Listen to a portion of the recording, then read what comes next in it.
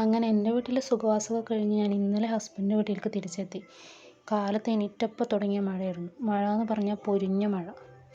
ഒരു 7 മണിയായപ്പോഴൊക്കെയാണ് മഴ ഒന്ന് നിന്ന് കിട്ടിയത്. പുറകിൽ ചെന്നപ്പോൾ ഉണ്ടടാ വിറകുവരൊക്കെ മണ്ണിൻ്റെ അടിയിലാണ്. ഞങ്ങളുടെ തൽക്കാലത്തിനുള്ള റെൻ്റ് ഹോമിലായതുകൊണ്ട് കുഴപ്പമില്ലാന്ന് വെച്ചു. രാത്രിയിലെ മഴയിലും കാറ്റിലും ഒരുപാട് മാങ്ങയാണ് ഇന്ന് വീണ് കിട്ടിയത്. ഇഷ്ടം പോലെ മാങ്ങയുണ്ടായിരുന്നു.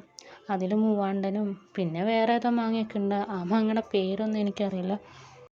കേരളത്തിലെ ഒട്ടുമിക്ക വീട്ടമ്മമാരുടെയും ഒരു പേടിയായിരിക്കും ഇഡ്ഡലിക്ക് മാവ് കൂട്ടുന്ന ദിവസം ഉണ്ടല്ലോ, അതിൻ്റെ പിറ്റേ ദിവസം മാവ് പൊന്തിയിട്ടുണ്ടാവുമെന്നാണ്.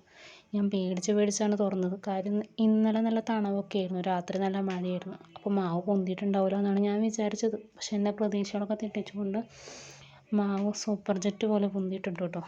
അപ്പോൾ എന്തായാലും ഉണ്ടാക്കാമെന്ന് വിചാരിച്ചു. ഇവിടുത്തെ ഏറ്റവും വലിയ വിശേഷം എന്ന് പറഞ്ഞാൽ ഗ്യാസ് തീർന്നിരിക്കുകയാണ്. അതുകൊണ്ട് ഞങ്ങൾ അടപ്പുമ്മലുള്ള കളിയാണ്. ചോറ് മാത്രം അടുപ്പത്ത് വെക്കണം. ഞങ്ങൾക്ക് നല്ലൊരു പണിയാണ് കിട്ടിയത്.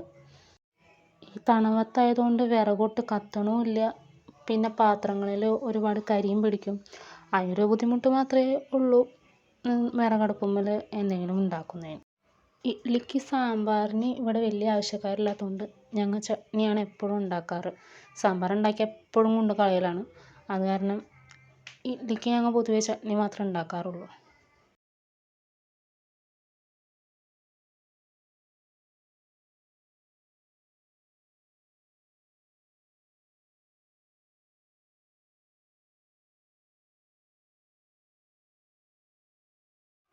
എൻ്റെ മോൾക്ക് പൊതുവേ ഇഡ്ഡലി ദോശ അതിനോടാണ് പലപ്പോഴും താല്പര്യം.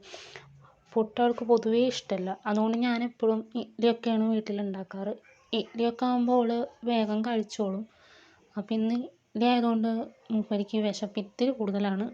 അത് കാരണം എന്നോട് വന്ന് വേഗം ചോദിച്ചു, അമ്മു വിശക്കണ് എന്ന് പറഞ്ഞിട്ട്. അമ്മു എന്നുള്ളത് തന്നെ നിക്ക് നെയിമാണ്.